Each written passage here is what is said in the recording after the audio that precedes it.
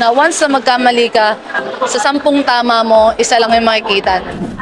Herlin Budol nagbanta ng demanda na nagpakalat ng convos nila ni Rob Gomez. Muling pinalaga ng beauty queen actress na si Herlin Budol ang mga isyong ibinabato sa kanya kaugnay ang leading man na si Rob Gomez.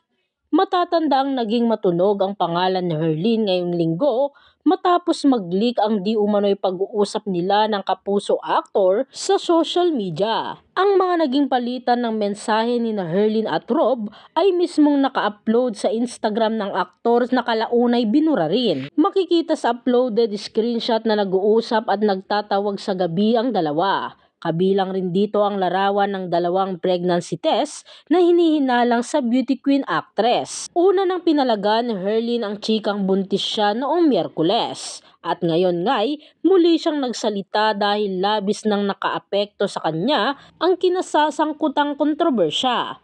Narito nga ang kanyang buong pahayag. Yung tahimik lang ako at kaliwat kanan babad ako sa taping. Yung di ako makafocus sa trabaho dahil sa issue ng magjowa na may anak. Tapos malalaman ko na kaladkad na lang pangalan ko at binabash ako na wala naman akong ginagawa. Opo, iskwami man ako sa paningin nyo, hindi ako hayok sa laman. Produkto ako ng broken family. Pinalaki ako ng lolo at lola ko ng maayos. Yung batuhan ng mga script para pangkabisado sa mga linyahan ay nahulaan ng mga joke at one-liner tulad ng salitang kain. Ganyan na agad ang tingin nyo sa akin. Sumakay lang ako sa mga joke dahil komedyante ako kahit alam kong flina-flirt ako. Pero hindi ako ganong babae sa mga binabati ko sa akin. FYI, nakadalawang national pageant na ako. Maraming nag-propose ng indecent proposal sa akin ng malaking halaga. Pero inisip ko, nasa maayos naman karera ko.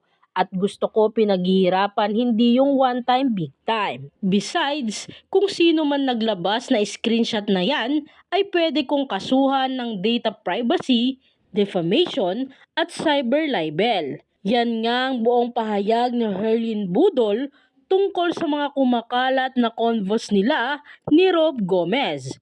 Narito naman ang samot-saring komento mula sa mga netizens.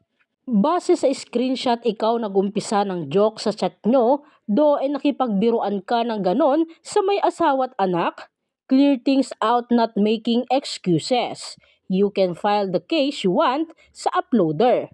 But what you did are too much and disgusting. Lalo mo ginigisa sarili mo sa margarine, butter, ay mantika pala. Ang tanga mo magbigay ng statement. Sino nagturo sa'yo niyan? OMG, girl, I have some dignity. Dapat di ka na lang nagsalita. Lalong naging issue. Diyos ko, kung hindi totoo, sabihin mo ng diretso para hindi mas malaking katsismisan. Sayang.